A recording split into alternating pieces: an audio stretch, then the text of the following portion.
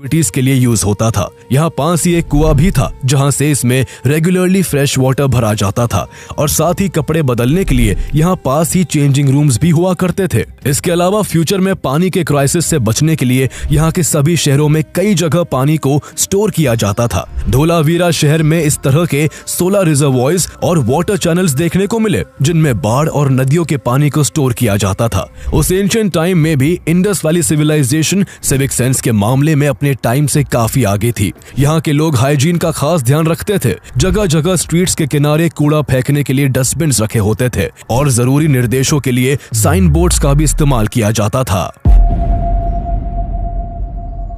एक organise way of life होने के बावजूद हड़प्पन सिविलाइजेशन में किसी रूलर या गवर्निंग सिस्टम के होने का कोई एविडेंस देखने को नहीं मिलता।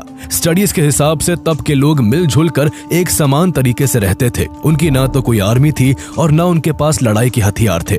इस सिविलाइजेशन में वॉरफेयर का भी कोई एविडेंस नहीं देखने को मिलता। इसके अलावा रिसर्च के दौरान आर्कियोलॉजिस्ट को यहाँ किसी टेम्पल के होने के सबूत तो नहीं मिले, लेकिन पाए गए कुछ सील से इंडस वैली सिविलाइजेशन के लोगों के रिलीजियस होने का अंदाजा लगाया जाता है।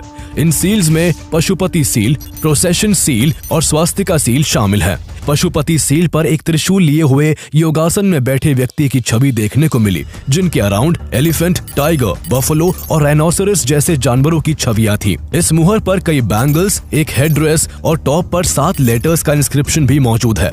पशुपति सील को देखकर जहां कुछ ने यह अनुमान लगाया कि तब के लोग शिव की पूजा करते होंगे, तो वही कई सील्स में पीपल के पेड़ और 1 हॉर्न यूनिकॉर्न के साइन भी मिले, जिससे ऐसा माना गया कि हड़प्पन सिविलाइजेशन के लोग भगवान को पूजने के बजाय नेचर को ज्यादा इंपॉर्टेंस देते होंगे। ट्री और स्नेक वर्शिप के साथ साथ योनि वर्शिप के एविडेंस भी कई जगहों पर देखने को मिले। बेहतरीन आर्किटेक्चर और टेक्नोलॉजी से अवेयर इंडस वैली सिविलाइजेशन के लोग आर्ट में भी काफी अच्छे थे। मोहनजोदारो में ब्रोंज की एक मूर्ति मिली जिस पर डांस करते हुए एक नर्तकी की तस्वीर उकेरी हुई थी। इससे पता चलता है कि यहाँ के लोग मनोरंजन के लिए नाचते और गाते भी थे और यहाँ सिंगिंग और डांसिंग एक डेवलप्ड आर्ट फॉर्म था। लोग मिट्टी, पत्थर और मेटल्स का यूज करके ज्वेलरीज, टॉयज और बर्तन बनाते थे। यहाँ पत्थर से बने औजारों का इस्तेमाल होता था। साथ ही लोग गोल्ड, सिल्वर, कॉपर, लेड और ब्रॉन्ज के बारे में भी जानते थे। गोल्ड, सिल्वर और कीमती पत्थरों के उपयोग से कई तरह के सुंदर आभूषण भी बनाए जाते थे। सिंधु घाटी सभ्यता के लोग अपने लाइवलीहुड के लिए मेनली एग्रीकल्चर और ट्रेड पर निर्भर थे। यहाँ गेहूं, जौ, दाल, सरसों, सब्जी और मसाले की खेती की जाती थी। इंडस वैली के लोग पहले ऐसे लोग थे जिन्होंने सबसे पहले कॉटन का इस्तेमाल किया था। फार्मर्स कॉटन को स्पिन और वीव किया करते थे और लोगों में ऊन के कपड़े पहनने का चलन था। खेती